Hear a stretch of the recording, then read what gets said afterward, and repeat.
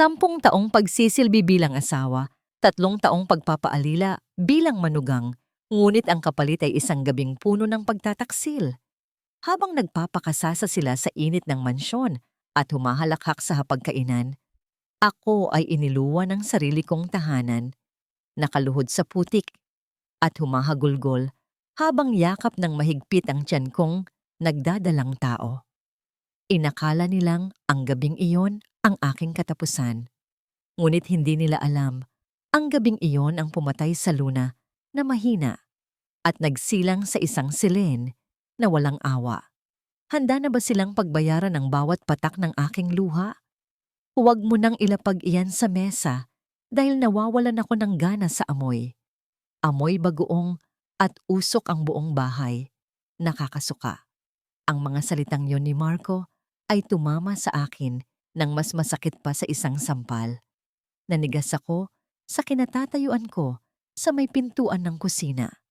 Ang mga kamay ko ay mahigpit na nakahawak sa mainit na palayok ng kare-kare, ang paborito niyang ulam na 6 na oras kong niluto.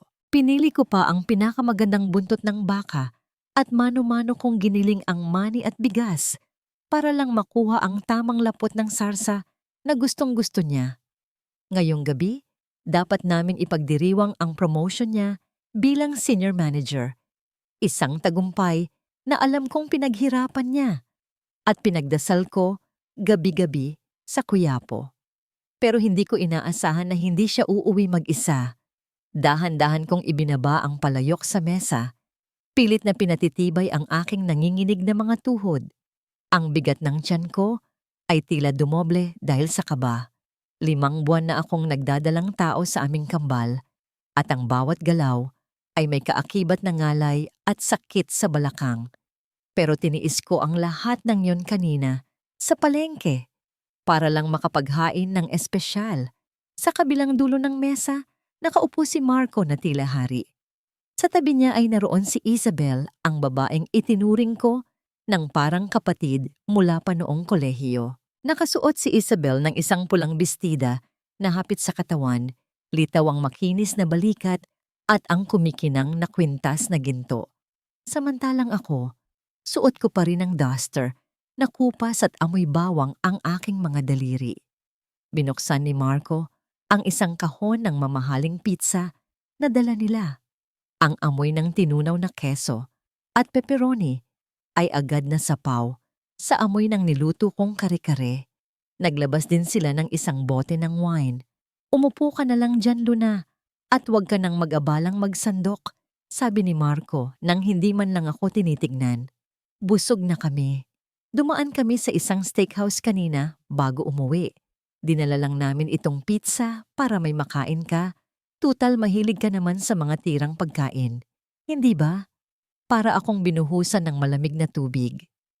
Ang kare-kare na pinaglaanan ko ng huling pera ko sa pitaka ay baliwala lang pala sa kanya. Tila naging bato ang lalamunan ko ni hindi ako makalunok. Pinanood ko silang dalawa na nagtatawanan habang nagsasali ng alak sa kopita. Si Isabel ay humilig sa balikat ni Marco. Ang kanyang mga daliri na may mamahaling manicure ay marahang humahaplos sa braso ng asawa ko. Pasimple kong itinago ang aking mga kamay sa ilalim ng mesa. Ang mga kamay kong magaspang, puno ng maliliit na paso, ng mantika at hiwa ng kutsilyo. Ang mga kamay na ito ang naglaba ng mga damit niya, naglinis ng bahay na ito at nag-alaga sa kanya noong nagkasakit siya. Pero ngayon, sa harap ng makinis na kamay ni Isabel, pakiramdam ko ay isa akong basahan na dapat itago. Napansin ni Isabel ang pagtitig ko. Ngumisi siya, isang ngiti na hindi umabot sa kanyang mga mata. Itinaas niya ang kanyang baso, tila nagtutoast. Cheers, Luna. Alam mo, you should really take care of yourself more. Mukha ka ng lusiyang.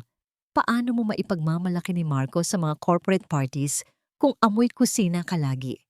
Kaya ayan, ako muna ang sumama sa kanya kanina sa meeting. And guess what? Nakuha niya ang deal dahil sa tulong ko. Napaangat ang tingin ko kay Marco. Naghahanap ng kakampi. Umaasa na ipagtatanggol niya ako. Nasasabihin niyang mahal niya ako kahit simple lang ako. Pero nag-iwas lang siya ng tingin at sumipsip sa kanyang alak.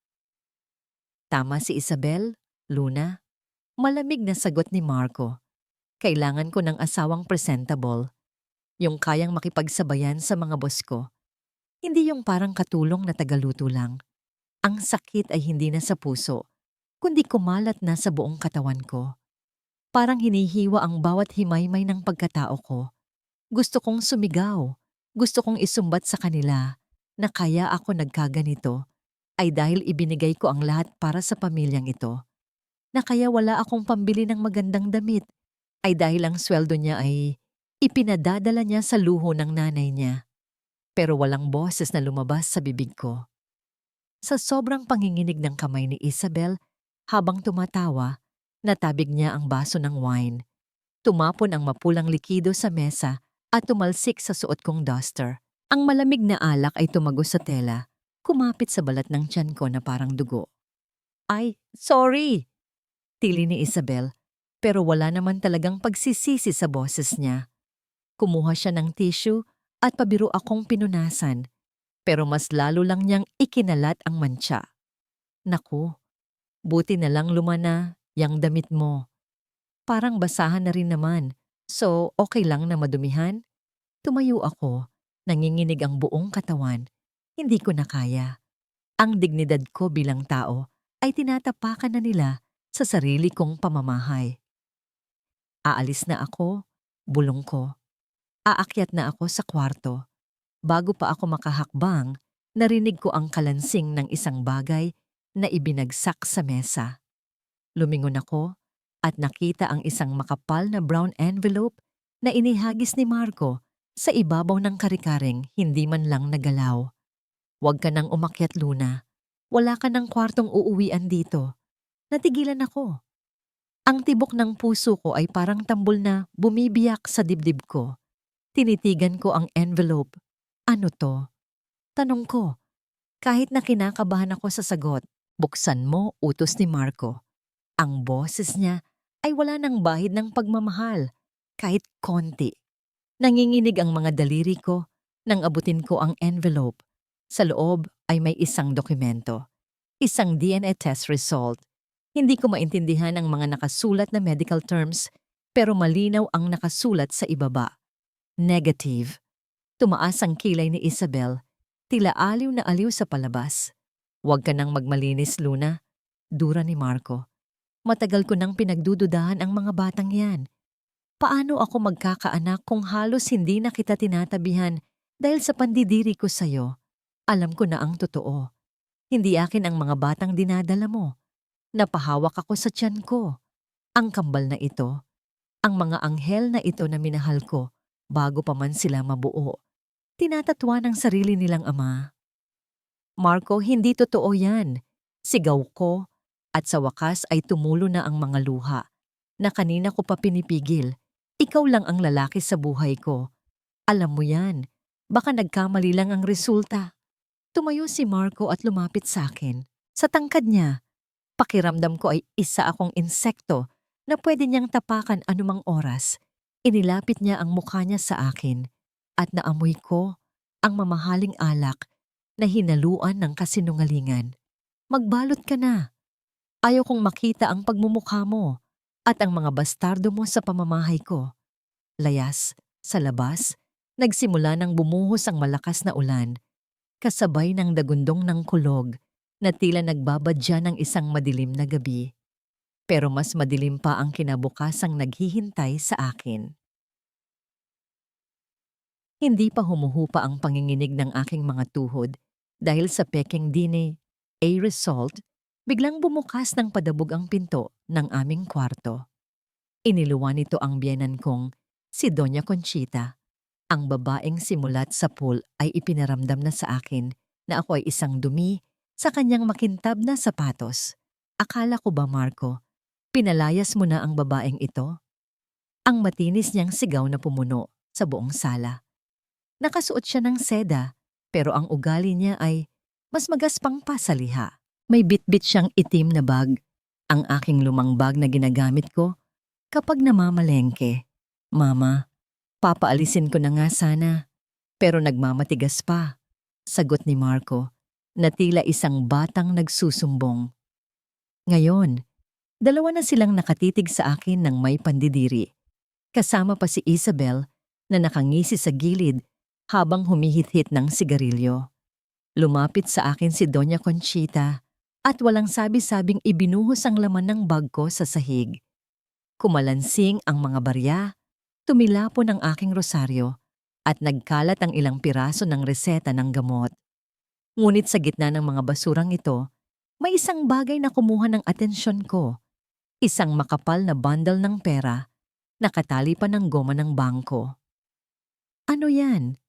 Tanong ko. Nanlalaki ang mga mata. Hindi akin iyan. Huwag ka nang magmaang-maangan. Sigaw ng biyanan ko. Sabay duro sa akin ang kanyang daliring puno ng singsing. Nahuli kita. Ninanakawan mo ang anak ko. Kaya pala laging kulang ang kita ng kumpanya. Kaya pala laging nawawala ang mga alahas ko. Dahil dahan-dahan mo kaming inuubos para ibigay sa lalaki mo. Nanlamig ang buong katawan ko. Ito ang patibong. Hindi lang nila ako gustong palayasin. Gusto nila akong sirain ng tuluyan para wala akong habol sa kanila. Gusto nilang lumabas na ako ang masama. Ako ang makasalanan. Ma, wala akong kinuha. Ang bawat sentimo na hawak ko ay galing sa pagtitipid ko sa palengke. Depensa ko, pero alam kong walang makikinig. Ang katotohanan ay walang lugar sa bahay na ito. Tama na ang drama, Luna. Sabat ni Marco. Kinuha niya ang braso ko at hinila ako ng marahas papunta sa pinto. Nakita ko ang nangiti ni Isabel, isang ngiting tagumpay. Siya ang nagplano nito. Alam kong siya. Bago ako tuluyang makalabas ng pinto, kumapit ako ng mahigpit sa hamba. Lumingon ako sa huling pagkakataon. Nakita ko ang picture frame sa dingding. Ang litrato ng kasal namin ni Marco, 5 taon na ang nakakaraan. Doon, nakangiti kami na parang kami ang pinakamasayang tao sa mundo. Ang akala kong panghabang buhay, ngayon ay isa na lamang masakit na alaala. Dahan-dahan kong hinubad ang singsing sa aking daliri. Ito ay isang simpleng singsing na pilak. Nangingitim na dahil sa tagal. Pero iningatan ko ito higit pa sa buhay ko. Inilapag ko ito sa mesa, katabi ng mga perang ibinibintang nila sa akin. Sa'yo na yan, Marco. Bulong ko, ang boses ko ay basag, ngunit puno ng dignidad. Sa'yo na ang singsing na yan. Katulad ng pagmamahal mo, peke at walang halaga. Isang malakas na tulak ang naramdaman ko sa aking likuran. Si Doña Conchita, layas. At huwag na huwag ka nang babalik dito, hampas lupa. Napadapa ako sa sementadong kalsada. Ang malakas na ulan ay agad na bumalot sa akin. Ang bawat patak ay parang karayom na tumutusok sa aking balat. Basang-basa na ako, nanginginig sa lamig at sa kahihiyan. Ang pinto ng bahay na pinagsilbihan ko ng maraming taon ay isinara ng padabog sa harap ng mukha ko. Narinig ko pa ang pagkakandado nito mula sa loob. Wala na. Tapos na. Pinilit kong tumayo pero bumigay ang aking mga binti. Ang sakit sa tiyan ko ay biglang tumindi. Parang may kung anong pumipiga sa loob. Napahawak ako sa aking puson. Mga anak ko, bulong ko sa hangin. Huwag niyo akong iiwan. Sa gitna ng dilim at ulan, napansin ko ang isang itim na sasakyan na nakaparada sa kabilang kanto. Nakatint ang mga bintana nito, pero ramdam ko na kanina pa ito nakamasid. Sino sila? Kaaway ba o kakampi? Wala na akong lakas para alamin. Isang mainit na likido ang naramdaman kong dumaloy sa aking hita. Humahalo sa malamig na tubig ulan. Tumingin ako sa ibaba at nakita ang kulay pula na gumagapang sa semento. Dugo. Hindi! Sigaw ko. Isang sigaw na nanggaling sa kaibuturan ng aking pagiging ina. Tulong! Parang awa niyo na! Ang mga anak ko. Ang mundo ay nagsimulang umikot. Ang mga ilaw sa poste ay naging malabo. Ang huling narinig ko bago ako lamunin ng dilim ay ang tunog ng sirena ng ambulansya na papalapit ng papalapit. Tila isang awit ng pagsagip o pamamaalam. Dahan-dahan kong iminulat ang aking mga mata. Inaasahan ko ang lamig ng semento, ang baho ng basurahan, at ang hapdi ng ulan sa aking balat. Ngunit sa halip, ang bumungad sa akin ay ang malinis at puting kisame. Ang hangin ay amoy antiseptiko na hinaluan ng mamahaling pabango ng sampagwita. Ang likod ko ay nakalapat sa isang kutsyon na kasing lambot ng ulap, malayo sa matigas na sahig na aking huling natatandaan. Agad na gumapang ang takot sa aking dibdib. Napabalikwas ako at otomatikong hinawakan ang aking tiyan. Ang huling alaala ko ay ang dugong dumadaloy sa aking mga hita. Ang mga anak ko, ang paos kong sigaw na agad binasag ang katahimikan ng kwarto. Isang nurse na nakaputi ang mabilis na lumapit sa akin. Inalalaya ng aking balikat para humiga ako muli.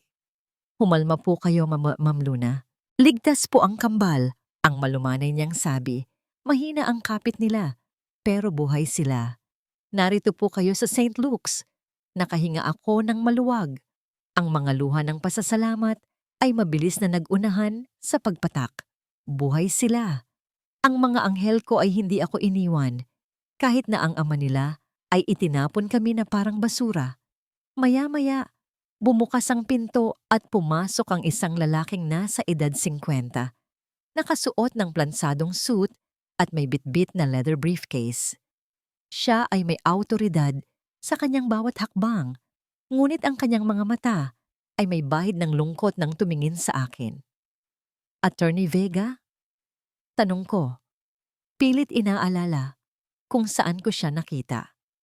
Siya ang abogado na minsan ay pumunta sa amin noong bata pa ako, noong buhay pa ang nanay ko. "Mabuti at gising ka na, Luna?" O dapat ko bang sabihin, Senyorita Selene? Ang bati niya sa malalim na boses. Kumunot ang noo ko. "Celine? Luna ang pangalan ko. At bakit ako nandito sa private suite? Wala akong pambayad dito. Si Marco. Siguradong hindi siya maglalabas ng kahit 5 duling para sa akin." "Huwag mong alalahanin ang bayad," sagot ni Attorney Vega. Tila nabasa ang iniisip ko. "Ang ina mo ang naghanda ng lahat ng ito bago siya pumanaw. Nanay, pero mahirap lang kami. Namatay siyang walang iniwan kundi utang," ang nalilitong sagot ko. Umupo si Attorney Vega sa gilid ng kama at binuksan ang kanyang briefcase. Inilabas niya ang isang makapal na dokumento at isang lumang diary na may pabalat na pilus. "Isang kasinungalingan ang buhay na kinagisnan mo, Luna. Ang iyong ina ay hindi basta-basta. Siya si Elena Mondragon, ang nag-iisang tagapagmana ng Moonlight Jewelry Empire. Tumakas siya noon dahil sa banta sa kanyang buhay at sa buhay mo mula sa mga kamag-anak na sakim sa kapangyarihan. Namuhay siya sa hirap para itago ka, para protektahan ka hanggang sa dumating ang tamang panahon. Nanghina ako. Ang nanay ko, na naglalabada para may makain kami, ay isang heredera? Iniwan niya ito para sa'yo," patuloy ni attorney, sabay abot ng diary. Ang sabi sa kanyang huling habilin, "Ibigay lamang ito sa aking anak kapag siya ay nasa pinakamababang punto ng kanyang buhay. Kapag ang mundo ay tinalikuran na siya, doon niya maiintindihan ang halaga ng kapangyarihan." Kinuha ko ang diary. Ang mga pahina ay lumana, pero ang sulat kamay ni nanay ay pamilyar at puno ng pagmamahal. Binasa ko ang huling pahina. "Anak, patawarin mo ako kung pinalaki kita sa hirap, pero tandaan mo, ang brilyante ay nabubuo lamang sa ilalim ng matinding pressure. Kung binabasa mo ito, ibig sabihin ay nasaktan ka na ng mundo. Gamitin mo ang sakit na yan. Huwag kang maging biktima. Maging reyna ka ng sarili mong kaharian." Napahigpit ang hawak ko sa diary. Ang mga alaalang pumasok sa isip ko. Si Marco na nagtatapon ng pagkain, si Isabel na tumatawa habang duguan ako, si Doña Conchita na tinatawag akong hampas lupa. Sila ang pressure. Sila ang apoy na tumutupok sa akin. Tiningnan ko si Attorney Vega. Ano ang dapat kong gawin? Mayaman ka, Luna. Higit pa sa inaakala mo. Ang yaman ng mga Mondragon ay sapat para bilhin ang buong angkan ng asawa mo ng 10 beses. Pero may kondisyon ng ina mo bago mo makuha ang lahat. Ano yon? Kailangan mong patayin si Luna. Ang Luna na mahina. Ang Luna na nagpapaapi. Ang Luna na sunod-sunuran. Kailangan mong maging si Celine eh. Tumayo ako at naglakad papunta sa salamin ng banyo, hila-hila ang dextrose stand. Tinitigan ko ang refleksyon ko. Namumugto ang mga mata, maputla, at mukhang kawawa. Ito ang mukha ng babaeng niloko. Ito ang mukha ng babaeng tinapakan. Dahan-dahan kong hinaplos ang aking tiyan. Para sa mga anak ko. Para sa dignidad na ninakaw nila sa akin. Bumalik ako sa kama at kinuha ang ballpen na inaabot ni Attorney Vega.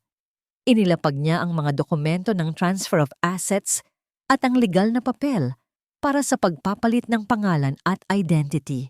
Handa na ako, attorney, ang malamig kong sabi. Wala na ang dating Luna.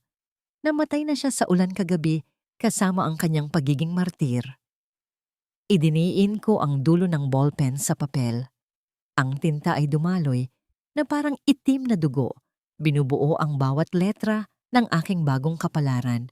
Hindi na ako pumirma bilang Luna na asawa ni Marco.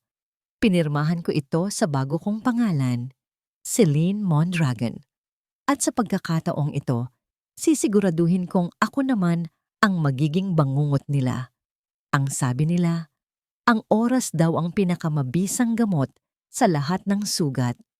Ngunit para sa akin, ang 3 taon na lumipas ay hindi gamot, kundi isang pandayan. Hindi ako nagpagaling, nagpabakal ako. Ang bawat araw sa loob ng 3 taong iyon ay isang digmaan laban sa sarili kong kahinaan. Habang ang ibang babae ay nagpapahinga, ako ay gising na gising sa ilalim ng liwanag ng lampara. Nilulunok ang makakapal na libro tungkol sa negosyo, batas, at pamamalakad ng kumpanya. Kinailangan kong aralin kung paano magsalita ng French para sa mga investors sa Europe, kung paano maglakad ng taas noo kahit nanginginig ang tuhod, at kung paano tumingin sa mata ng kausap nang hindi kumukurap. Madalas, nakakatulog ako sa ibabaw ng aking laptop. Ang mukha ko ay nakadikit sa mga spreadsheet ng Moonlight Jewelry. Gigising ako na masakit ang leeg, pero wala akong karapatang magreklamo dahil sa tuwing tinitingnan ko ang kuna sa tabi ng aking kama, nawawala ang lahat ng pagod ko. Si Sol at si Tierra, ang aking araw at lupa. Sila ang kambal na muntik ng mamatay sa sinapupunan ko noong gabing iyon sa ulan. Ngayon, sila ay malulusog at mabibibo ng bata. Ang kanilang mga halakhak ang tanging musika na nagpapagaan sa mabigat kong mundo. Sa tuwing hahawakan ng maliliit nilang daliri, ang aking pisngi, ipinapaalala nila sa akin kung bakit ko ito ginagawa. Hindi lang ito para sa akin. Ito ay para sa kinabukasan na pilit na ipinagkait sa kanila ng sarili nilang ama. Tumayo ako at lumapit sa whole body mirror. Wala na ang Luna na nakasuot ng duster na may mantsa ng mantika. Ang nasa salamin ay si Celine Mondragon. Ang suot ko ay isang itim na silk blouse at tailored pants na yakap ang bawat kurba ng aking katawan. Ang buhok ko, na dati ay laging nakatali ng magulo, ay bagsak na ngayon at kumikinang sa ilalim ng chandelier. Hindi ako nagparetoke ng muka. Ang hugis ng ilong ko, ang tabas ng pangako, pareho pa rin. Pero nagbago ang mga mata ko. Wala na ang takot. Wala na ang pag-aalinlangan. Ang tanging natitira ay isang kalmadong dagat na nagtatago ng malakas na bagyo. Senyorita Celine, napalingon ako nang pumasok si Attorney Vega sa aking opisina. Sa loob ng 3 taon, siya ang naging gabay at ama-amahan ko. Iginagalang niya ako hindi dahil anak ako ng may-ari, kundi dahil nakita niya kung paano ako nagtrabaho. Ano ang balita, attorney? Tanong ko habang isinusuot ang isang pares ng diamond earrings Ang disenyo na ako mismo ang gumuhit. Inilapag niya ang isang tablet sa aking mesa. Nandoon ang isang ulat tungkol sa Del Valle Holdings, ang kumpanyang pinatatakbo ni Marco. Tulad ng inaasahan mo, nalulugi sila. Panimula ni attorney. Masyadong maluho ang pamumuhay ni Marco at ng kanyang asawa. Maraming bad investments at may mga bali-balitang sangkot sila sa money laundering para lang mapanatili ang kanilang lifestyle. Desperado na sila, Celine. Naghahanap sila ng investor na sasalo sa kanila. Kinuha ko ang tablet at tiningnan ang litrato ni Marcos sa balita. Mukha siyang matanda at stress, malayo sa mayabang na lalaking nagpalayas sa akin noon. Sa tabi niya ay si Isabel, na puno ng alahas pero halatang peke ang ngiti. Dati, noong unang taon ko dito, umiiyak ako gabi-gabi kapag nakikita ko sila. Tinatanong ko sa Diyos kung bakit sila masaya habang ako ay nagdurusa. Pero ngayon, habang tinititigan ko ang kanilang litrato, wala na akong maramdaman kundi awa. Awa para sa mga taong hindi alam na nakatayo sila sa ibabaw ng kumunoy. Kinagat nila ang pain. Sabi ko ng mahina. Isang ngiti ang sumilay sa aking mga labi. Tumango si Attorney Vega. Tumawag ang sekretarya ni Marco kaninang umaga. Humihingi sila ng meeting sa chairman ng Moonlight Jewelry. Gusto nilang mag-present ng proposal. Hindi nila alam na ikaw ang may-ari. Ibinalik ko ang tablet sa mesa. Naglakad ako papunta sa bintana, tanaw ang skyline ng Makati kung saan nakatayo ang building na pagmamay-ari ko na ngayon. Ibigay mo sa kanila ang meeting, utos ko. Pero huwag sa opisina. Gusto ko sa charity gala sa Sabado. Gusto kong makita nila kung gaano kaliwanag ang buwan bago sila tuluyang lamunin ng dilim. Masusunod, senyorita. Pagkalabas ni attorney, muli akong tumingin sa salamin. Hinawakan ko ang kwintas na suot ko. Isang hugis buwan na may nakaukit na pangalan ng aking mga anak. Humanda ka, Marco. Ang babaeng tinawag mong basahan ay handa nang sunugin ang buong mundo mo. Ang grand ballroom ng Shangri-La ay tila isang dagat ng mga diamante at mamahaling seda ngayong gabi. Ang bawat sulok ay pinalamutian ng mga imported na bulaklak at ang liwanag mula sa malalaking kristal na chandelier ay sumasayaw sa mga alahas ng mga panauhin. Ito ang mundo kung saan ang pera ay nagsasalita at ang kapangyarihan ay ipinaparada. Sa gitna ng karangyaan, nakatayo si Marco at Isabel. Sa paningin ng iba, sila ay perpektong mag-asawa. Nakasuot si Marco ng isang itim na tuxedo na halatang bago, ngunit ang kanyang mga mata ay malikot, puno ng kaba at pawis ang kanyang noo. Sa tabi niya, si Isabel ay nakasuot ng isang pulang gown na tadtad ng sequins, masyadong matingkad, masyadong agaw atensyon. Kumapit siya sa braso ni Marco na parang linta. Ang kanyang mga kuko ay bumaon sa tela ng Amerikana nito. Marco, umayos ka nga. Bulong ni Isabel. Ang nangiti sa kanyang labi ay hindi umaabot sa kanyang mga mata. Everyone is looking. Bakit ba parang matatae ka dyan? Shut up, Belle. Mariing sagot ni Marco sa mahinang boses. Hindi mo ba naiintindihan? Nandito ang chairman ng Moonlight Jewelry. Kung hindi ko makuha ang investment na to, mawawalan tayo ng bahay. Ubus na ang pera natin sa mga luho mo. Bago pa makasagot si Isabel ng mataray, biglang tumahimik ang buong bulwagan. Ang dating maingay na bulungan at tawanan ay unti-unting namatay, napalitan ng isang sabay-sabay na pagpigil ng hininga. Tila nahawi ang dagat ng mga tao upang magbigay daan. Mula sa malaking pintuan pumasok ang isang babae. Hindi siya nakasuot ng makikinang na sequins tulad ni Isabel. Ang suot niya ay isang midnight blue na gown na yari sa pinakamalusot na seda, yumayakap sa kanyang katawan na parang ikalawang balat. Wala siyang suot na kwintas, tanging isang pares ng drop earrings na gawa sa purong puting diamante at sapphire na kasing lalim ng gabi. Ang kanyang buhok ay nakadapo sa isang balikat at ang kanyang mukha ay may bahid ng misteryo at lamig na hindi matitinag. Siya'y si Celine Mondragon, ang babaeng hawak ang leeg ng industriya ngayon. Napanganga si Marco. Parang may kung anong multo ang dumaan sa kanyang harapan. Ang hubog ng mukha ng babae, ang paraan ng paglalakad nito na tila hindi lumalapat ang paa sa lupa. Pamilyar na pamilyar, ngunit sa parehong pagkakataon ay ibang-iba. Sino siya? Tanong ni Isabel, at sa unang pagkakataon, may bahid ng inggit at takot sa kanyang boses. Siya. Siya ang chairman. Nauutal na sagot ni Marco. Naglakad si Celine papunta sa gitna, direkta sa kinaroroonan ng mga VIP. Ang bawat hakbang niya ay puno ng kumpiyansa. Nang magtama ang paningin namin ni Marco, hindi ako kumurap. Tiningnan ko siya, hindi bilang asawa, kundi bilang isang langgam na malapit ng tapakan. Walang galit, walang sakit, puro lamig lang. Mister, Del Valle? Ang boses ko ay kalmado. May halong otoridad na hindi niya narinig noon sa kusina namin. Madam Mondragon?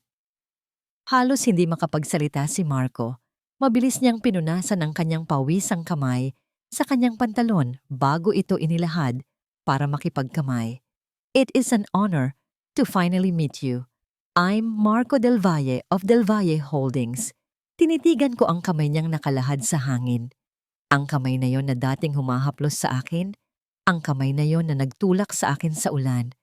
Sa halip na abutin ang kamay niya, lumingon ako sa waiter na dumaan sa gilid. Isang baso ng champagne, please, utos ko sa waiter. Tuluyang binabaliwala ang kamay ni Marco na naiwang nakabitin sa ere. Napahiyang ibinaba ni Marco ang kanyang kamay, namumula ang tenga. Nakita ko ang pasimpleng pagngisi ng ilang negosyante sa paligid. I heard so much about your company, Mr. Del Valle, sabi ko habang tinatanggap ang champagne glass. Nabalitaan kong naghahanap kayo ng lifesaver. Masyado yatang magastos ang maintenance ng inyong lifestyle. Ang tingin ko ay lumipat kay Isabel na ngayon ay nakatingin sa akin ng masama. Tiningnan ko siya mula ulo hanggang paa at binigyan ng isang maliit at mapang-asar ng ngiti. And you must be the wife? Tanong ko. Sadyang binagalan ang pagbigkas ng salitang wife.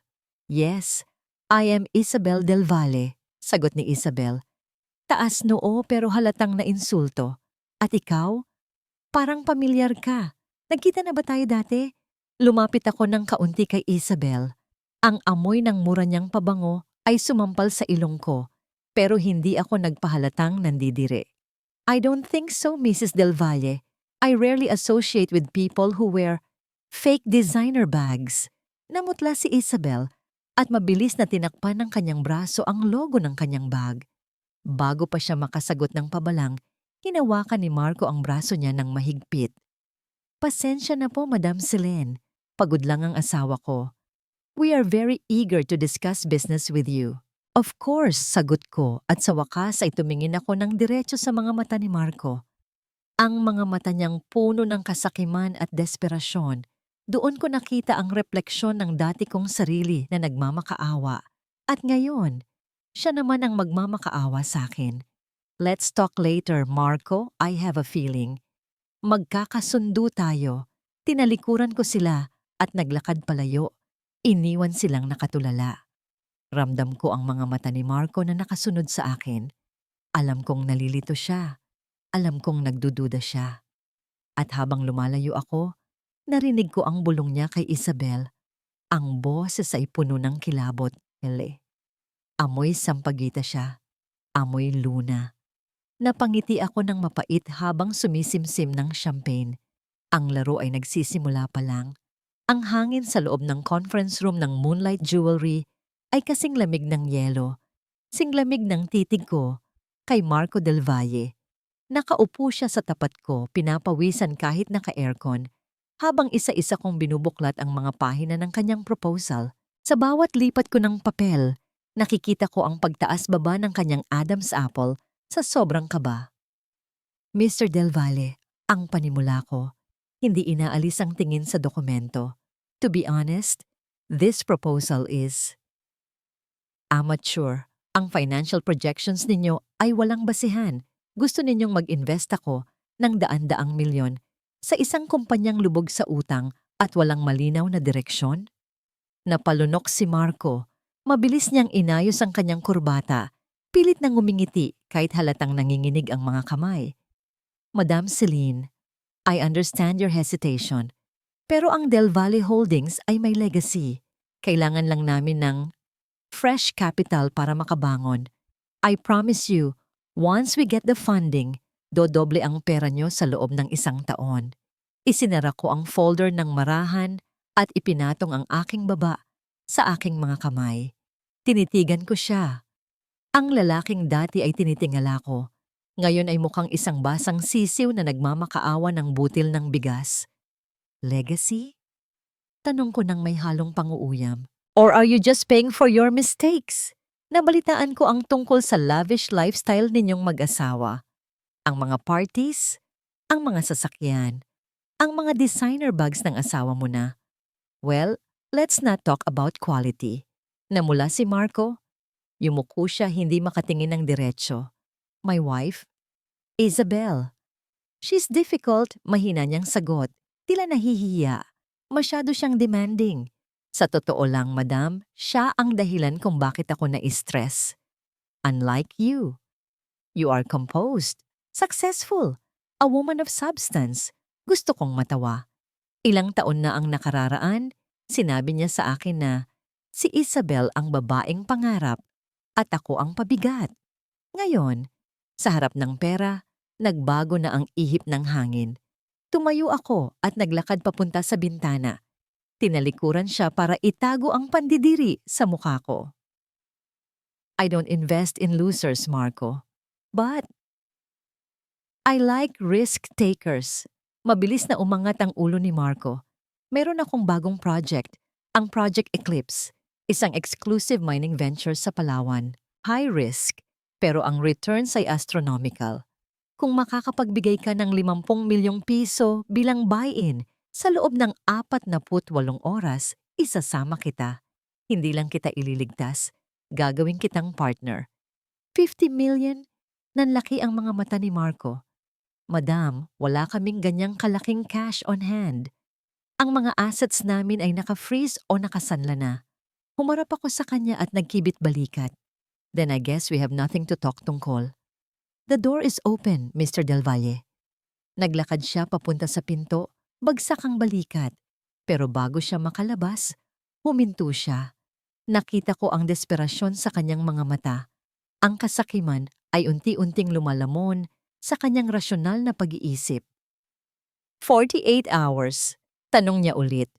48 hours, Marco, or I give the slot to your competitor. Nang makaalis siya, napaupo ako sa aking swivel chair. Kinuha ko ang aking cellphone at tiningnan ng wallpaper, ang litrato ni Sol at Tierra na naglalaro sa parke. Ang mga ngiti nila ang tanging nagpapakalma sa kumukulong dugo ko. Biglang umilaw ang cellphone ko. Isang mensahe mula sa unknown number. Alam kong kay Marco yon dahil iniwan niya ang calling card niya kanina. It was a pleasure meeting you, Celine. You inspire me. Sana nakilala kita noon pa. Siguro, mas maayos ang buhay ko ngayon. Napangisi ako. Ang kapal ng mukha. Nag-type ako ng reply, pero hindi ko sinend. Nakilala mo na ako noon, Marco, at itinapon mo ako. Sa halip, nag-reply ako ng maikli at formal. Focus on the 50 million, Mr. Del Valle, or don't waste my time. Samantala, sa bahay ng mga Del Valle, ang gabi ay puno ng sigawan. Saan tayo kukuha ng pambayad sa kuryente, Marco? Tili ni Isabel habang hinahagis ang bill sa mukha ng asawa niya. Pinutulan na tayo ng internet. Paano ako makakapag-post sa social media? Nakakahiya sa mga followers ko. Pagod na umupo si Marco sa sofa, hinihilot ang kanyang sentido. Ang boses ni Isabel ay parang kuko na kumukudkod sa pisara. Tinitigan niya ang asawa. Ang gulo ng buhok, namamaga ang mukha kakaiyak at kakasigaw. Malayong malayo sa sopistikadong anyo ni Celine Mondragon kanina. Tumigil ka na nga, Isabel, sigaw ni Marco. May paraan ako. Makakabawi tayo. Kailangan ko lang ng puhunan. Puhunan. Wala na tayong pera. Ubos na. Hindi sumagot si Marco. Tumayo siya at dahan-dahang umakyat sa hagdan. Ang kanyang mga hakbang ay mabigat, pero desidido. Tumigil siya sa tapat ng kwarto ng kanyang ina, si Doña Conchita. Dahan-dahan niyang pinihit ang seradura ng pinto. Mahimbing ang tulog ng matanda. Humihilik pa ng mahina. Sa gilid ng kama nito ay may isang maliit na altar. At sa ilalim nito, nakatago ang isang lumang safety box. Lumapit si Marco. Ang pawis ay tumutulo sa kanyang noo. Alam niya ang combination. Birthday niya mismo, ang code na ginamit ng nanay niya. Click. Bumukas ang bakal na pinto ng kaha. Sa loob, nakaupo ang nag-iisang yaman na natitira sa pamilya nila. Ang orihinal, na titulo ng lupa ng mansyon na ito at ng farm sa probinsya. Ito ang retirement fund ng nanay niya. Ito ang tanging bagay na hindi dapat galawin. Nanginginig ang kamay ni Marco habang inaabot ang papel. Naalala niya ang mukha ni Celine, ang pangako ng yaman, ang paghanga sa mga mata nito, at higit sa lahat, ang pagkakataong makawala sa impyernong buhay kasama si Isabel. Patawad mama, bulong niya sa dilim. Babawiin ko rin to, dodoblihin ko to, para sa atin din naman ito. Isinilid niya ang titulo sa kanyang bulsa at mabilis na isinara ang kaha. Sa labas, kumulog ng malakas. Tila nagbabanta ang langit sa kasalanang ginawa ng isang anak sa kanyang ina. Ngunit para kay Marco, wala nang atrasan. Ang patibong ay nakahanda na. At siya mismo ang kusang loob na tumalon dito. Sa loob ng mansyon ng mga Del Valle, ang hangin ay hindi gumagalaw. Mainit, maalinsangan, at puno ng tensyon. Pinutulan na sila ng kuryente kaninang umaga dahil sa patong-patong na bill na hindi nabayaran. Ang dating makapangyarihang aircon ay naging dekorasyon na lang sa dingding at ang tanging naririnig ay ang ugong ng isang lumang electric fan na pilit nilalabanan ang init ng tanghali. Si Isabel ay nakaupo sa sofa, ang kanyang mamahaling makeup ay humuhulas na sa kanyang muka dahil sa pawis. Hawak niya ang isang resibo na nakuha niya sa bulsa ng Amerikana ni Marco. Nanginginig ang kanyang mga kamay, hindi sa lamig, kundi sa galit. Isang kwintas. Isang Cartier necklace na nagkakahalaga ng ₱250,000. Nang bumaba si Marco mula sa hagdan, bihis na bihis at amoy pabango, sinalubong siya ng matalim na tingin ni Isabel. Saan galing ang pera mo, Marco? Ang tanong niya. Ang boses ay mababa ngunit nagbabanta. Wala tayong pambili ng pagkain. Ang mama mo, nagrereklamo na walang gamot. Tapos makikita ko to. Para kanino to? Hinablot ni Marco ang resibo. Huwag mong pakialaman ang gamit ko, Isabel. Investment yan. Regalo ko yan kay Madam Celine para masigurado ang deal namin. Kapag nakuha ko ang tiwala niya, babalik ang lahat ng nawala sa atin. Celine? Celine na naman! Sigaw ni Isabel. Tumayo siya at hinarang ang asawa. Bakit ba baliw na baliw ka sa babaeng yan? Dahil ba mayaman siya? Dahil ba mukha siyang disente? Ako, Marco, ako na iniwan ng lahat para sa'yo. Tinulak ni Marco si Isabel. Napaupo ito sa sahig, gulat sa lakas ng puwersa. Tumingin ka sa salamin, Isabel, ang bulyaw ni Marco. Tingnan mo ang sarili mo. Puro ka reklamo, puro ka luho. Wala kang ginawa, kundi ubusin ang pera ko. Si Celine, ibang klase siya. Matalino, may breeding, hindi katulad mong palengkera. Sa sulok ng kusina, nakaupo si Doña Conchita sa kanyang wheelchair. Ang dating matapobreng Doña ay payat na ngayon. Ang kanyang buhok ay puti at magulo. Nakikita niya ang pag-aaway ng anak at manugang pero wala siyang lakas para awatin sila. Kumukulo ang sikmura niya. Kanina pa siya hindi kumakain dahil umalis na ang huling katulong nila. Walang nagluto, walang nag-asikaso. Sa gitna ng sigawan ni Marco at Isabel, biglang pumasok sa isip ni Doña Conchita ang isang alaala. Naalala niya ang amoy ng sinigang na baboy tuwing tanghali. Naalala niya ang amoy ng sinigang na baboy tuwing tanghali. Naalala niya ang malambot na kamay ni Luna na nagmamasahe sa kanyang manas na mga paa gabi-gabi, kahit na ilang beses niya itong minumura at tinatawag na tanga. Dati, puno ang ref nila ng prutas at gulay na binili ni Luna mula sa matipid niyang budget. Ngayon, ang ref ay walang laman, kundi tubig at amag. Napapikit si Doña Conchita.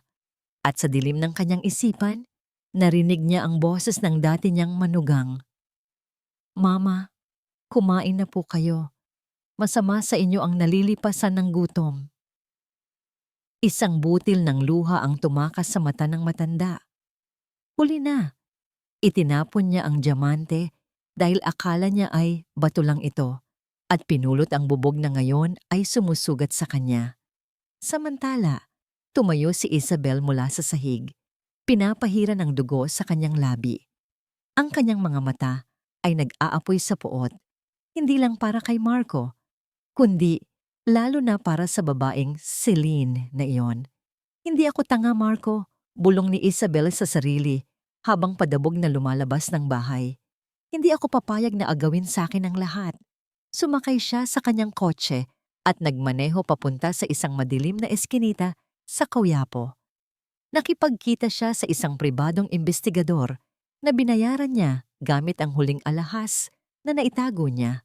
Hanapin mo ang lahat ng baho ng Celine Mondragon na, yan utos ni Isabel habang inaabot ang isang sobre. Sigurado akong may tinatago siya. At kapag nalaman ko kung sino talaga siya, ako mismo ang magpapabagsak sa kanya. Inabot ng investigador ang isang folder. Hindi na kailangan maghalongkat ng malalim, ma'am, sabi ng lalaki. Tumingin ka dito. Binuksan ni Isabel ang folder. Sa loob ay may 2 litrato. Ang isa ay ang lumang wedding photo ni Marco at Luna na nakuha sa archives. Ang isa ay ang bagong magazine cover kung saan feature si Celine Mondragon bilang Businesswoman of the Year. Pinagtabi ni Isabel ang 2 mukha. Ang hugis ng mata, ang kurba ng ilong. Ang tanging pinagkaiba ay ang ayos ng buhok at ang tikas ng katawan. Napasinghap si Isabel. Ang hinala niya ay naging kumpirmasyon. Ang takot ay naging sandata. Sabi ko na nga ba, nang gigil na bulong ni Isabel, ang patay ay nabuhay para maningil. Umanda ka, Luna. Kung napatay kita noon sa isip ni Marco, papatayin kita ulit ngayon. Ang umaga sa opisina ng Moonlight Jewelry ay tahimik at maaliwalas, hanggang sa basagin ito ng isang iskandalo. Kumalabog ang pintuan ng aking opisina at pumasok si Isabel, hila-hila ng 2 security guard na pilit siyang pinipigilan. Magulo ang kanyang buhok at ang kanyang mukha ay puno ng galit na hindi maitago ng makapal na foundation. Bitawan niyo ako, sigaw niya habang nagpupumiglas. Nandito ang impostora. Nandito ang manloloko. Dahan-dahan akong lumingon mula sa pagtanaw sa bintana. Ibinalaba ko ang aking tasa ng tsaa nang walang anumang tunog. Tinitigan ko siya nang may halong pagkainip, tila isang reyna na naaabala ng isang langaw. What is the meaning of this? Tanong ko sa malamig na boses. Ikaw! Dinuro ako ni Isabel. Huwag ka nang magkaila. Ikaw si Luna. Ikaw ang asawa ni Marco na pinalayas namin. Akala mo ba hindi ko mahahalata? Ang kapal ng mukha mong bumalik at magpangap na mayaman. Nagkatinginan ng mga empleyado ko sa labas. Ito na ang hinihintay kong sandali. Ang sandali kung saan ang kalaban ay mawawalan ng kontrol dahil sa takot. Tumayo ako at lumapit sa kanya. Hindi ako umatras. Mrs. Del Valle, are you having a breakdown? Tanong ko ng mahinahon. I suggest you go to a hospital. You seem delusional. Delusional? Tawa ni Isabel ng hysterical. Alam ko ang baho mo, Luna. Amoy palengke ka pa rin. Kahit anong pabango ang ilagay mo. Marco, lumabas ka dyan. Alam kong nandito ka. Sakto namang bumukas ang pinto ng conference room at lumabas si Marco kasama si Attorney Vega. Namutla si Marco nang makita ang asawa niyang nagwawala at ang mga security guard. Isabel, ano bang ginagawa mo dito? Sigaw ni Marco hiyang-hiya. Marco, tignan mo siya. Si Luna yan. Ang babaeng pinalayas natin. Gusto kanyang sirain. Lumapit ako kay Marco. Ang mukha ko ay puno ng pagkadesmaya. Mr. Del Valle, sabi ko sa mababang boses na sapat lang para marinig niya. Is this how you conduct business? Your wife is harassing me in my own building. I don't think I can trust a partner who cannot control his own household. Natakot si Marco. Nakita ko sa mga mata niya ang takot na mawala ang 50 milyong investment. Ang takot na mawala ang pagkakataong makabawi. Tumingin siya kay Isabel, ang babaeng laging sumisira sa diskarte niya. Guard! Ilabas niyo ang babaeng yan. Utos ni Marco. Nanlaki ang mga mata ni Isabel. Marco, asawa mo ako. Siya ang kaaway, hindi kita asawa. Sigaw ni Marco at sa pagkakataong ito, naramdaman ng lahat ang bigat ng kanyang galit. Baliw ka na, Isabel. Sinisira mo ang kinabukasan natin dahil sa selos mo. Get out!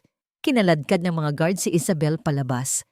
Ang kanyang mga sigaw at mura ay unti-unting humina habang isinasara ang pinto ng elevator. Naiwan si Marco na hinihingal. Nakayuko sa kahihiyan. Humarap siya sa akin. Puno ng pagsusumamo. Madam Selene, I am so sorry. May sakit siya sa pag-iisip. Please, huwag ninyong idamay ang deal natin dahil sa kanya. Tinitigan ko siya ng matagal. Pinaglaruan ko ang singsing sa aking daliri. I value stability, Marco. And honestly, I am losing patience. Please, madam, lumuhod si Marco sa harap ko. Sa harap ng lahat ng empleyado ko. I will fix this. I have the collateral now. Dala ko na ang titulo ng lupa. Just sign the check, please. I will do anything. Ngumiti ako sa loob-loob ko. Ang leon ay naging maamong tupa. Ang mang-aapi ay lumuhod sa inaapi. Tumalikod ako at naglakad pabalik sa aking mesa. Kinuha ko ang kontrata na inihanda ni Attorney Vega. Ang kontrata na maglilipat ng lahat ng ari-arian ng mga Del Valle sa pangalan ng Moonlight Jewelry kapag hindi sila nakabayad sa loob ng 3 buwan. At sisiguraduhin kong hindi sila makakabayad. Fine, sabi ko habang inaabot ang pen. Let's finish this. Nanginig ang kamay ni Marco habang inaabot ang titulo ng lupa ng kanilang mansyon. Ang titulo na ninakaw niya sa sarili niyang ina. Inilapag niya ito sa mesa ko na parang isang alay sa Diyosa.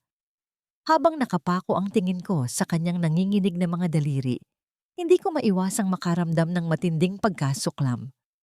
Ang lalaking ito, na nangakong poprotektahan ang kanyang pamilya sa harap ng altar, ay siya ring nagbebenta sa kanila ngayon para sa pansariling kaligtasan. Ang titulo ng lupa na nasa mesa ay hindi lang isang piraso ng papel. Ito ang huling dignidad ng kanyang ina, ang huling bubong na sumisilong sa kanila, at ibinigay niya ito sa akin nang walang pag-aalinlangan para lang maisalba ang kanyang sarili.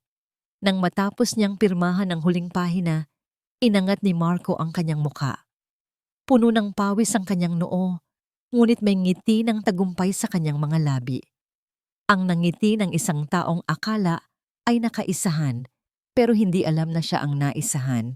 Done, Madam Celine, ang sabi niya, halos pumiyok sa tuwa.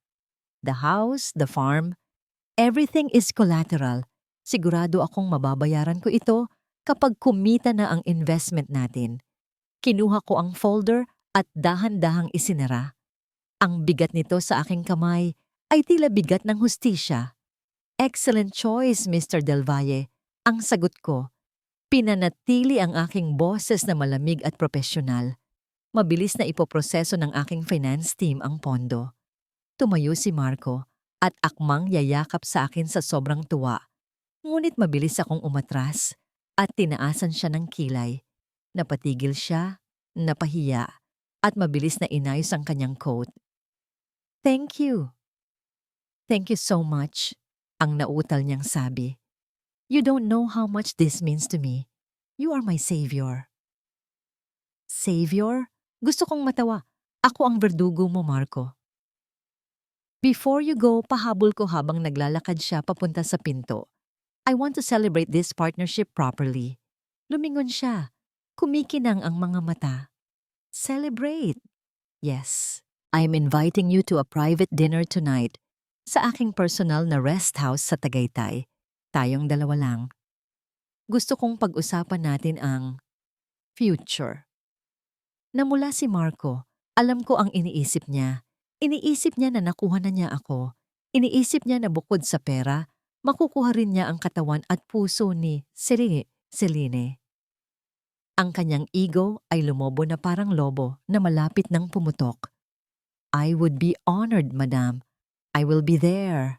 Nang makalabas na siya ng pinto, naiwan akong mag-isa sa katahimikan ng opisina. Lumabas si Attorney Vega mula sa silid kung saan siya nakikinig. Nakuha na natin, attorney? Tanong ko. Tumango siya. Ang titulo ay nasa atin na. At ang mga ebidensya ng money laundering na ginawa niya gamit ang peking accounts? Nasa kamay na ng NBI. Hinihintay na lang nila ang signal mo. Lumapit ako sa bintana at tinanaw ang papalubog na araw. Ang langit ay nagkukulay dugo. Tila nagbabadya ng isang madugong pagtatapos. Hinaplos ko ang titulo ng lupa. Ito ang bahay kung saan ako inalila. Ito ang bahay kung saan ako pinalayas. At mamayang gabi, ito na ang magiging huling gabi na matatawag niyang kanya iyon. Ihanda mo ang mga pulis, attorney. Utos ko nang hindi lumilingon. At siguraduhin mong imbitado si Isabel. Gusto kong kumpleto ang pamilya sa huling hapunan. Ang gabi sa Tagaytay ay nababalot ng makapal na hamog. Ang hangin sa labas ay humihiwa sa balat. Kasing lamig ng gabing pinalayas nila ako sa ilalim ng ulan, 10 taon na ang nakararaan. Ngunit ngayon, hindi ako nakaluhod sa putik. Nakaupo ako sa dulo ng isang mahabang mesa na yari sa mahogany sa loob ng isang mainit at maaliwalas na rest house na pagmamay-ari ko. Ang apoy sa fireplace ay sumasayaw. Nagbibigay ng madilim na liwanag sa silid, sapat lang para itago ang puot sa aking mga mata. Sa kabilang dulo ng mesa, nakaupo si Marco. Hawak niya ang isang kopita ng pinakamahal na wine na binuksan ko para sa gabing ito. Ang kanyang mga mata ay nagniningning sa tuwa. Nililibot ang tingin sa mga mamahaling painting sa dingding, sa mga antigong vase, at sa karangyaan na akala niya ay mapapasa kanya na. This place is exquisite, Madam Celine, ang sabi ni Marco habang sumisimsim ng alak. Ang boses niya ay puno ng paghanga at pagnanasa. It suits you perfectly. Elegant, mysterious, and expensive. Ngumiti ako ng tipid, pinaglalaruan ang gilid ng aking baso. I built this place for peace, Marco. Something money can buy, but difficult to keep. Tumango si Marco na parang naiintindihan niya. Kahit na ang alam lang niya sa buhay ay ang maglustay ng pera. Inilapag niya ang baso at tumingin sa akin ng diretso. Ang tingin na iyon, ang tingin ng isang lalaking nanliligaw, ang tingin na minsan nang nagpaikot sa puso ng batang Luna. Alam mo, Celine, simula noong makilala kita, nagbago ang pananaw ko. I realized I deserve better. I deserve someone like you. Not someone like Isabel na walang ibang alam, kundi magwaldas at mag-hysterical. Napataas ang kilay ko. Sa isang hidden camera na nakatago sa likod ng malaking painting, alam kong nire-record ang lahat ng ito. At alam ko rin na sa oras na ito, isang link ang naipadala na sa email ni Isabel. Kung nanonood siya ngayon, siguradong basag na ang screen ng cellphone niya sa galit. Isabel is your wife, Marco, paalala ko sa kanya. Sadyang diniin ang salitang wife. And I heard, may nauna pa sa kanya, isang Luna. Natigilan si Marco. Ang banggit ng pangalan ko ay tila nagpalamig sa hangin sa pagitan namin. Umiwas siya ng tingin at uminom ulit ng alak. Tila gustong lunukin ang mapait na nakaraan. Luna. Mapaklang tawa ni Marco. Huwag na nating pag-usapan ang babaeng yun. She was a mistake. Isang malaking pagkakamali ng kabataan ko. Bakit? Tanong ko, pinanatili ang tono ng kuryosidad. Minahal mo ba siya? Love? Marco scoffed. Naawa lang ako sa kanya. Pulot lang siya ng nanay ko. Pinalaki namin, pinakain. Akala ko, Sapat na yon para maging mabuting asawa siya. Pero wala siyang ambisyon. She was dragging me down. Amoy kusina, amoy lupa. Hindi siya bagay sa mundong ginagalawan ko. Hindi tulad mo, Celine. Humigpit ang hawak ko sa stem ng wine glass. Muntik ko na itong mabasag sa sobrang diin. Ang bawat salita ni Marco ay parang patalim na humihiwa sa natitira kong pasensya. Amoy kusina, amoy lupa. Ang amoy na yon ay amoy ng pagsasakripisyo. Amoy ng pagmamahal na hindi niya kailanman nasuklian. Pinilit kong ngumiti, kahit na ang gusto ko ay sumigaw. Inilapit ko ang mukha ko sa kanya, tila interesado sa kanyang kwento. Pero Marco, paano ang mga bata? Ang sabi sa balita, buntis siya noong gabing iyon. Kambal daw. Hindi ka ba nang hinayang? Dugo at laman mo iyon. Napatigil si Marco sa pag-inom. Ibinaba niya ang baso ng padabog sa mesa. Ang mukha niya ay namula, hindi dahil sa alak, kundi sa galit. Huwag na nating pag-usapan ang mga batang yon, Celine. Bastardo sila. Hindi akin ang mga yon. At kahit pa napatunayan na akin sila, wala akong pakialam. Nanlamig ang buong katawan ko. Tinitigan ko siya sa mata. Hinahanap ang kahit katiting na pagsisisi. Pero wala. Ang nakita ko lang ay isang maitim na kaluluwa. Wala kang pakialam? Ulit ko sa mahinang boses. Kahit mamatay sila sa gutom, kahit wala silang matirhan, tumawa si Marco, isang tawang nakakapanindig balahibo. Mas mabuti pang mawala na lang sila. Pabigat lang sila sa ambisyon ko. Tignan mo ako ngayon, Celine. Kasama kita. Hawak ko ang mundo. Kung narito ang mga batang iyon, siguro nagpapalit pa ako ng lampin ngayon at namumroblema sa gatas. I did myself a favor. I threw away the trash so I could make room for treasure like you. Trash, basura. Tinawag niyang basura ang mga anak ko, ang mga anak namin. Sa sandaling iyon, namatay ang huling patak ng pagmamahal na meron ako para sa kanya noon. Ang lalaking nasa harap ko ay hindi tao. Siya ay isang halimaw na nakasuot ng mamahaling damit. Dahan-dahan akong tumayo. Ang apoy sa fireplace ay lumalagutok. Nagbibigay ng anino sa dingding na tila mga demonyong sumasayaw. You really think highly of yourself, Marco, sabi ko habang naglalakad palapit sa kanya. But treasure is only valuable kung alam mo kung paano ito kilalanin. Lasing na tumayo si Marco at akmang hahawakan ang bewang ko. Ang hininga niya ay amoy alak at kasinungalingan. I know treasure when I see it, Celine. Ikaw ang kayamanan ko. At gagawin ko ang lahat para... Mommy? Isang maliit na boses ang bumasag sa tensyon ng silid. Sabay kaming napalingon sa pintuan ng dining area. Nakatayo doon si Sol at Tierra, ang aking kambal. Nakapajama sila na may design ng mga bituin at buwan. Hawak ni Sol ang kanyang paboritong teddy bear at si Tierra naman ay kinukusot pa ang kanyang inaantok na mga mata. Mami, nagising po kami. Narinig namin na may nagsisigawan, sabi ni Tierra sa kanyang inosenteng tinig. Nanigas si Marco.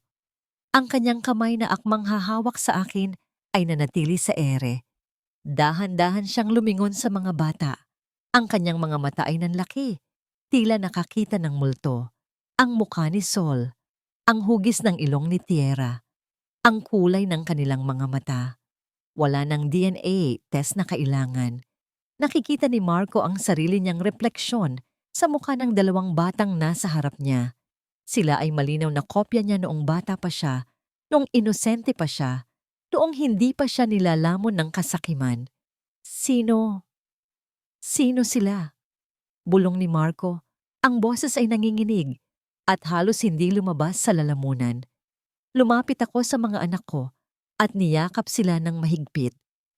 Hinalikan ko ang kanilang mga noo, pinaparamdam sa kanila na ligtas sila, na hinding-hindi sila maaabot ng dumi ng ama nila. Humarap ako muli kay Marco at sa pagkakataong ito, wala nang maskara, wala nang Celine. Ako lang ito, Marco. Binura ko ang nangiti sa aking mga labi. Ang tanging natira ay ang bagsik ng isang ina na handang pumatay para sa kanyang mga anak. Sila ang basurang tinapon mo, Marco. Sila ang pagkakamali na sinabi mong sana ay namatay na lang. Ipakilala ko sa'yo, ang mga anak mo. Bumitaw ang baso mula sa nanginginig na kamay ni Marco. Bumagsak ito sa sahig at nabasag. Lumikha ng isang matinis na tunog sa katahimikan. Ang pulang alak ay kumalat sa mamahaling carpet na parang sariwang dugo ng isang nasugatang hayop. At sa mga mata ni Marco, nakita ko ang sandaling gumuho ang kanyang mundo. Ang pulang likido mula sa nabasag na baso ay dahan-dahang gumagapang sa mamahaling carpet, tila isang mapa ng dugo na nagtuturo sa kinatatayuan ni Marco. Nanginginig ang kanyang mga labi at ang kanyang mukha ay nawalan ng kulay, parang isang taong hinigupan ng lahat ng dugo. Pabalik-balik ang tingin niya sa akin at sa kambal na nakakapit sa binti ko. Luna? Ang bulong niya, halos hindi makapaniwala. Ang boses niya ay basag, puno ng takot. Ikaw? Ikaw si Celine? Pero paano? Patay ka na. Dapat patay na kayo. Sanyasan ko si Yaya Ising na lumapit. Mabilis niyang kinuha sina Solatiera. Ayokong makita ng mga anak ko ang susunod na mangyayari. Ayokong madumihan ang inosente nilang mga alaala ng anyo ng kanilang ama na nagmamakaawa. Good night, babies. Mommy has to finish work. Malambing kong sabi sa kanila. Nang maisara ang pinto ng dining area, na wala ang nangiti sa aking mga labi. Humarap ako kay Marco at sa pagkakataong ito, hinayaan kong lumabas ang lahat ng lamig na naipon ko sa loob ng 3 taon. Hindi ako patay, Marco. Ang sagot ko habang dahan-dahang nagpupunas ng lipstick gamit ang table napkin. Pinatay mo lang ang tiwala ko. Pinatay mo ang pagmamahal ko. Pero ang Luna na tinawag mong basura, nandito siya. At siya ang may-ari ng lupang tinatapakan mo ngayon. Napaupo si Marco sa upuan, tila nawala ng lakas ang kanyang mga tuhod. Hinilamos niya ang kanyang palad sa muka. Ang investment, ang 50 million, ang titulo ng lupa ni Mama? Nauutal niyang sabi, habang pinagdurugtong ang mga pangyayari. Lahat yon ay akin na, Marco. Biglang nagbago ang timpla ng mukha niya. Mula sa takot, napalitan ito ng desperasyon. Lumuhod siya at gumapang palapit sa akin.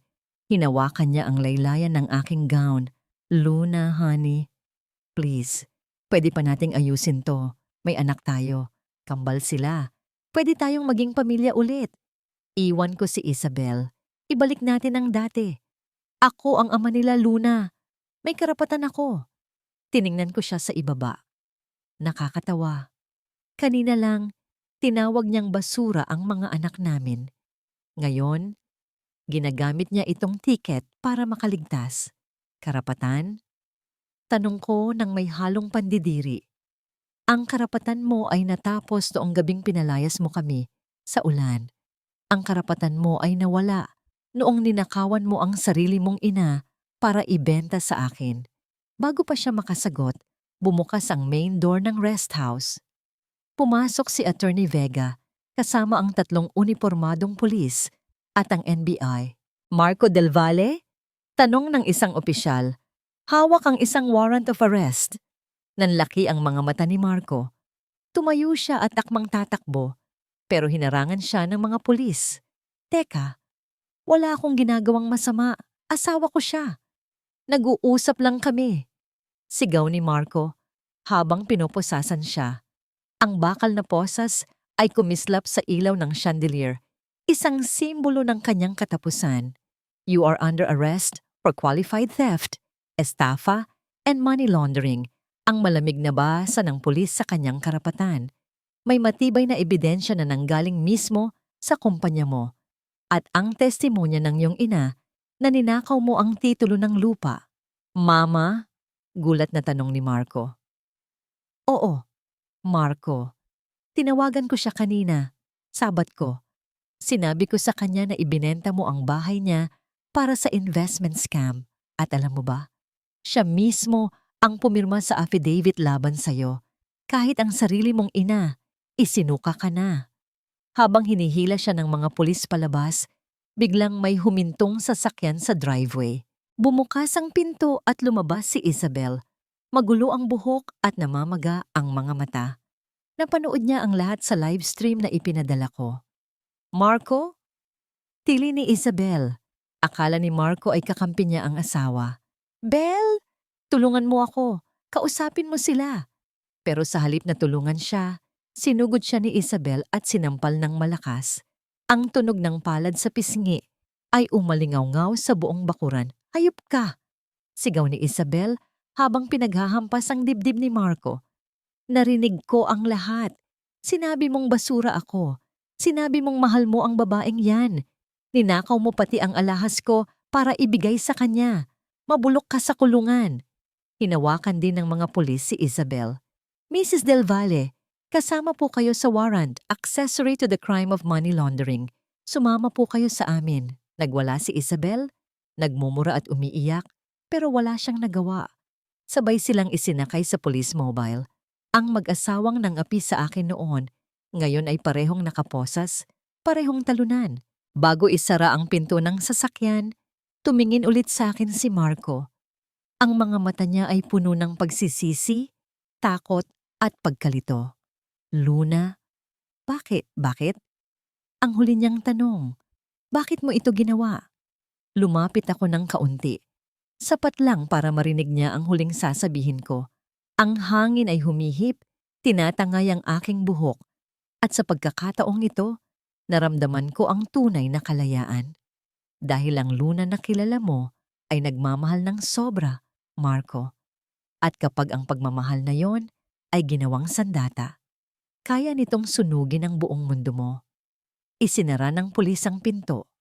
Umugong ang makina ng sasakyan at dahan-dahan itong lumayo. Dala ang mga taong naging dahilan ng aking mga bangungot. Naiwan akong nakatayo sa driveway. Tumingala ako sa langit. Ang buwan ay bilog at maliwanag. Tila nakangiti sa akin. Tapos na ang bagyo. Attorney Vega, tawag ko sa aking abogado na nasa gilid. Yes, Madam Mondragon.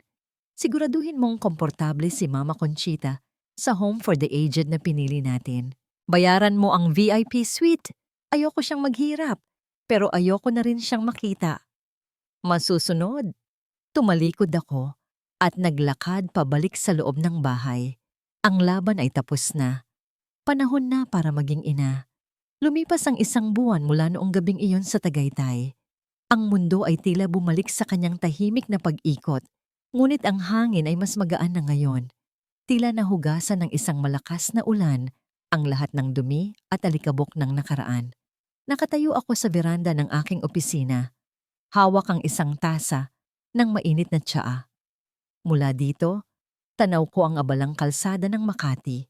Ang mga sasakyang paruot parito na parang mga langgam. Dati, isa ako sa kanila. Nagmamadali, pagod, at walang direksyon. Ngayon, pinapanood ko na lang ang mundo mula sa itaas. Kumusta sila, attorney? Tanong ko nang hindi lumilingon. Narinig ko ang yabag ng sapatos ni Attorney Vega palapit sa akin. Ibinaba niya ang isang folder sa mesa. Hindi maganda, Luna? O dapat ko bang sabihin, Senyorita Celine? Humarap ako at kinuha ang folder. Sa loob ay may mga litrato at ulat mula sa loob ng kulungan. Si Marco ay nasa maximum security dahil sa dami ng kasong isinampa natin.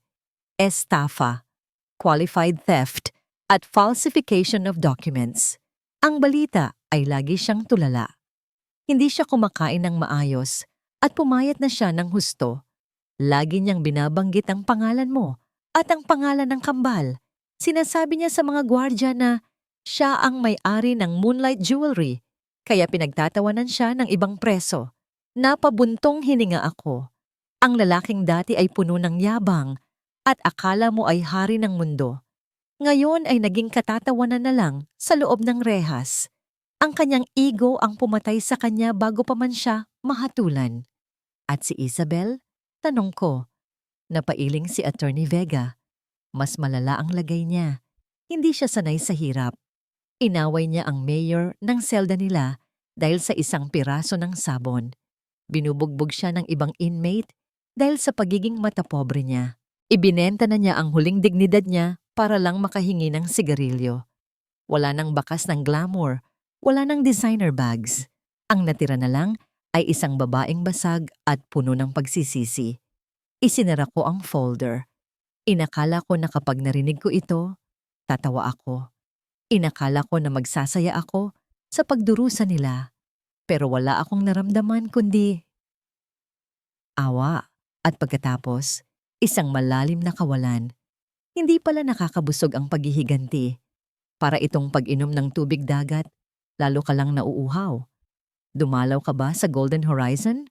Tanong ko, tinutukoy ang nursing home kung saan ko inilagay si Doña Conchita. Tumango si attorney. Oo, nasa VIP suite siya gaya ng utos mo. Kompleto ang gamit, may sariling nurse at masarap ang pagkain. Pero malungkot siya. Bakit? Dahil wala siyang dalaw. Hinihintay niya si Marco. Pero nasa kulungan ang anak niya. Hinihintay ka niya, Luna. Madalas niyang itanong sa nurse kung bakit hindi na siya pinagluluto ng manugang niya ng sinigang. Umiiyak siya gabi-gabi habang yakap ang lumang litrato ninyong pamilya. Naninikip ang dibdib ko. Si Doña Conchita, ang babaeng walang ginawa, kundi iparamdam sa akin na basura ako, ngayon ay nangungulila sa akin. Ibinigay ko sa kanya ang lahat ng luho na gusto niya. Aircon, malambot na kama, masarap na pagkain, pero tinanggalan ko siya ng pamilya. Ito ang parusang mas masakit pa sa gutom, ang maging mag-isa sa gitna ng karangyaan. Puntahan natin siya, bigla kong sabi.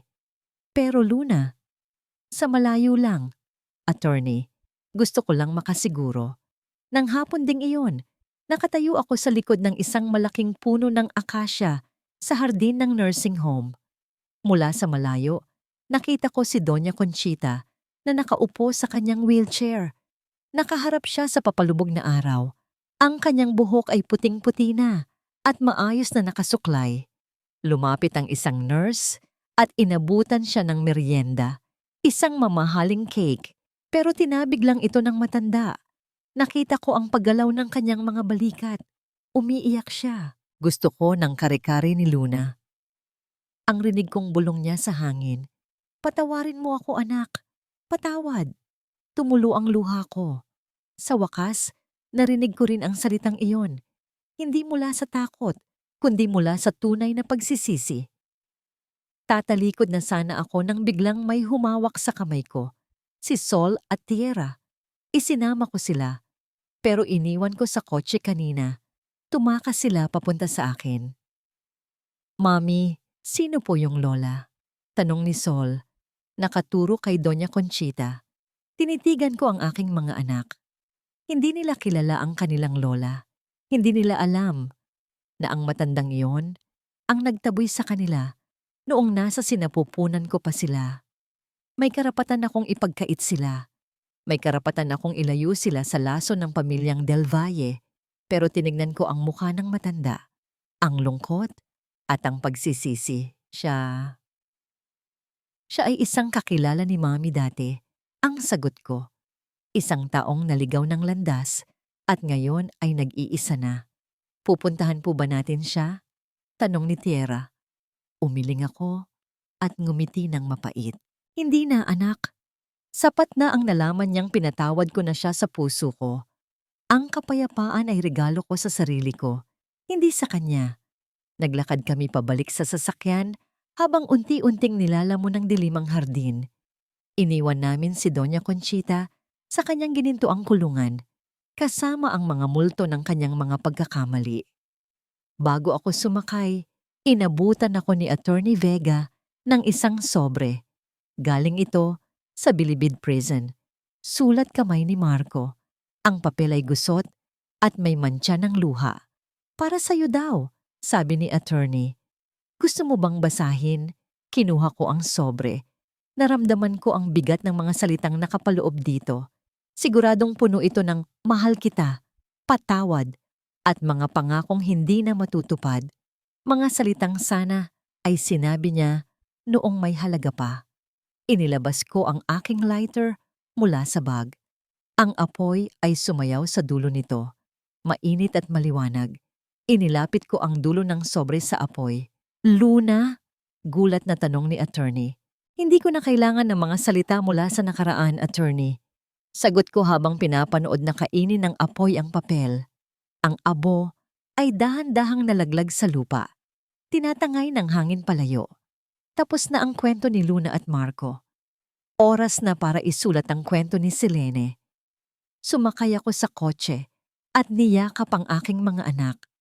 Sa unang pagkakataon, sa loob ng maraming taon, naramdaman ko ang tunay na katahimikan sa aking puso. Ang bagyo ay humupa na, at ang buwan ay malaya nang nagniningning sa langit. 1 taon na ang nakalipas mula noong araw na yon. Ang hangin sa loob ng aking bagong tahanan ay hindi na amoy takot o pag-aalinlangan.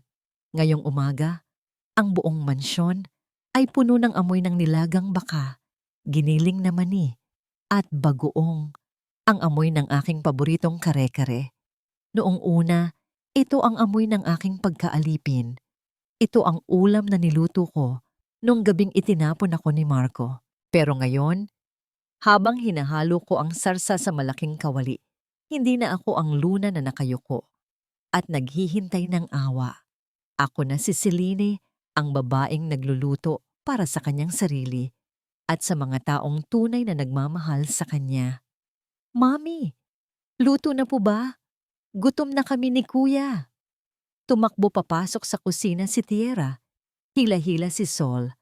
Ang mga pisngi nila ay namumula sa kakalaro at ang mga mata nila ay nagniningning sa saya. Walang bakas ng trauma, walang bakas ng lungkot. Sila ay lumalaki na puno ng pagmamahal, malayo sa lason ng kanilang ama. Malapit na, mga anak. Sagot ko habang pinapahiran ang kaunting dumi sa ilong ni Sol. Umupo na kayo. Habang kumakain kami, pinagmasdan ko sila. Sila ang aking mundo. Hindi ko kailangan ng lalaki para buuin ako. Ang mga tawa nila ay sapat na para punuin ang bawat sulok ng malaking bahay na ito. Nang hapong yon, naghanda ako para sa isang mahalagang event. Isinuot ko ang aking cream-colored suit. Simple pero elegante. Tumingin ako sa salamin. Wala na ang mabigat na makeup ni Celine. Ang nakikita ko ay ang maaliwalas na mukha ni Luna, pero may tapang na ni Selene. Pinagsama ko na ang dalawang pagkatao. Ako ay isang ina, at ako rin ay isang leader. Dumating ako sa Grand Hyatt para sa Annual Women's Summit. Daan-daang kababaihan ang naroon, mga single mom, mga byuda, mga biktima ng pang-aabuso. Umakyat ako sa entablado, at ang lahat ay tumahimik. Magandang gabi, panimula ko. Ang boses ko ay matatag. Umaalingaw-ngaw sa buong bulwagan. Marami sa inyo ang kilala ako bilang CEO ng Moonlight Jewelry. Pero bago ako naging CEO, ako ay isang asawa na pinalayas sa ulan. Ako ay isang ina na tinawag na walang kwenta. Nakita ko ang pagtango ng marami. May mga nagpupunas ng luha. Dati, akala ko ang halaga ko ay nakadepende sa pagmamahal ng asawa ko. Akala ko, kapag nagtiis ako, mamahalin niya ako. Pero mali ako. Ang tunay na pagmamahal ay hindi nagpapaiyak.